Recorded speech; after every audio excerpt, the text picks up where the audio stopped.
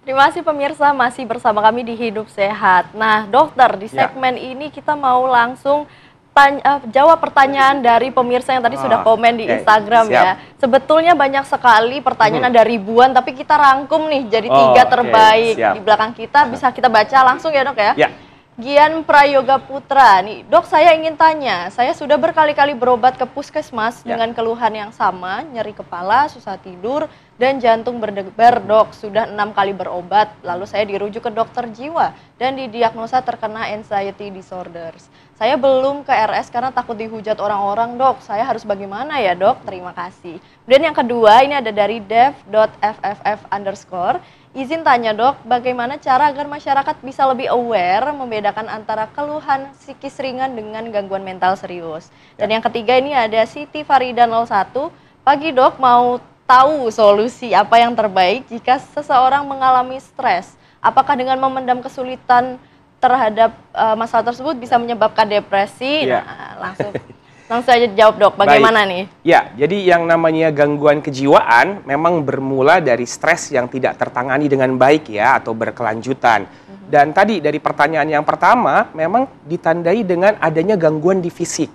Jadi ada keluhan-keluhan di fisik yang sifatnya hilang timbul dan berpindah-pindah. Sudah diobatin ataupun sudah dilakukan pemeriksaan tapi tidak ditemukan adanya gangguan yang bermakna pada organ tersebut. Nah, ini kita akan melihat, mengindikasikan bahwa yang bersangkutan ini memiliki masalah secara psikis. Sehingga kemudian datang ke profesional untuk mendapatkan assessment atau pemeriksaan yang lebih menyeluruh dan kemudian mendapatkan terapi yang dibutuhkan, itu adalah langkah lebih lanjut. Dan nggak usah takut datang ke profesional kesehatan jiwa ya, seperti psikiater ataupun psikolog.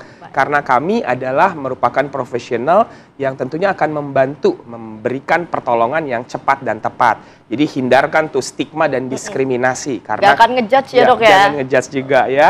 Karena kesehatan mental, kesehatan jiwa itu sama pentingnya dengan kesehatan fisik kita tentunya. Nah, saat berhadapan dengan kondisi stres yang sulit ditangani, biasanya ada langkah-langkahnya tuh. Yang pertama namanya adalah validasi. Jadi it's okay to not be okay dalam satu waktu hidup kita gitu ya. Kalau merasa sedih, cemas, khawatir, marah, itu nggak apa-apa kok. Gimana kita memanagenya. Jadi pertama validasi dulu. Yang kedua adalah ventilasi. Coba tadi dengan journaling, dengan bercerita gitu ya, itu akan membantu agar ekspresi emosi kita lebih baik. Langkah ketiga adalah meregulasi emosi-emosi yang tidak nyaman tadi dengan berbagai teknik, misalnya butterfly hug, teknik nafas 478, teknik grounding atau mindfulness, teknik relaksasi otot progresif, itu semua bisa dilakukan tuh agar kemudian stres tadi tidak terlalu berat dan tidak berkepanjangan. Baru langkah yang keempat adalah konsultasi ke profesional kesehatan jiwa sehingga bantuan yang cepat dan tepat bisa didapatkan. Nah dok, ini seberapa pengaruh ataupun seberapa signifikannya nih kalau kita konsultasi ke profesional? Ini sepenting apa sih dok untuk mengurangi rasa depresi? Ya, jadi seperti juga pada gangguan kesehatan lainnya gitu ya. Pertama kita lakukan self care dulu tadi gitu ya. Pola hidup sehat bagusin dengan pola makan, olahraga dan tidur yang cukup. Tapi ternyata kalau itu belum membantu, datang ke profesional merupakan langkah lanjutan. Menunjukkan bahwa kita butuh bantuan lebih untuk mengatasi kesehatan mental kita yang sedang tidak baik-baik saja. Jadi datang ke profesional kesehatan jiwa itu tidak menunjukkan itu suatu hal yang aib, tidak menunjukkan kelemahan atau kekurangan kita, tapi menunjukkan bahwa kita tahu batasannya, ini saatnya saya untuk mencari pertolongan. Dan itu adalah hal yang baik tentunya bagi kehidupan kita. Jadi jangan takut ya pemirsa untuk datang ke profesional nih, karena kita harus aware ya. Nah dok, setelah ini bisa kasih kita tips nih dok, agar deteksi dini, depresi atau gangguan mental ini seperti apa, kemudian juga cara termudahnya nih untuk meringankan seperti itu dok. Iya. Jadi sekarang ini tentunya kita banyak mengalami stres dalam kehidupan ini gitu ya. Nah stres itu bisa bermakna positif, tetapi hati-hati juga ada stres yang negatif yang kita sebut distress. Nah ini ada 4 tanda-tandanya. Yang pertama itu adalah gejala emosional. Kalau kita jadi gampang sensitif, mudah tersinggung, mudah sedih, gampang marah, atau senggol bacok gitu ya, jadi irritable gitu, itu gejala emosi pada stres.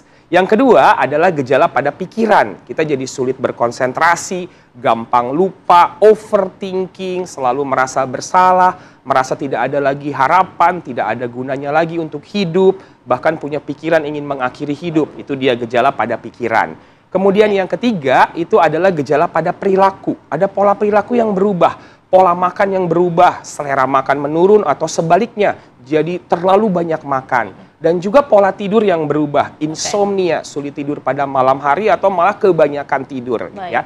Kemudian yang berikutnya juga itu adalah gejala-gejala yang gejala fisik ya, gejala fisik itu juga mempengaruhi itu. Nyeri kepala, jantung berdebar, nafas pendek, asam lambung naik.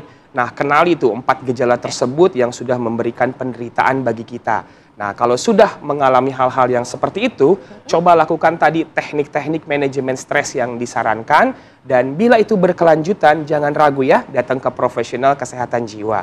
Karena no health without mental health. Tidak ada kesehatan tanpa kesehatan jiwa. Waduh, keren banget pemirsa ini penjelasannya dan juga pemaparannya. Dokter, terima kasih banyak atas ilmunya. Ini semoga berguna ya untuk para pemirsa di rumah. Dan memang tadi pesannya jangan takut untuk mencari profesional help ya. Dan juga lakukan tadi tips-tips yang sudah Dokter Lahargo share ke kalian. Nah, pemirsa, kita sudah 30 menit menemani Anda pagi ini, tapi jangan sedih, Anda masih bisa menonton ataupun melihat kami Hidup Sehat setiap hari pukul 8.30 waktu Indonesia Barat. Saya Margareta Novita, pamit undur diri, terima kasih. Indonesia Hidup Sehat.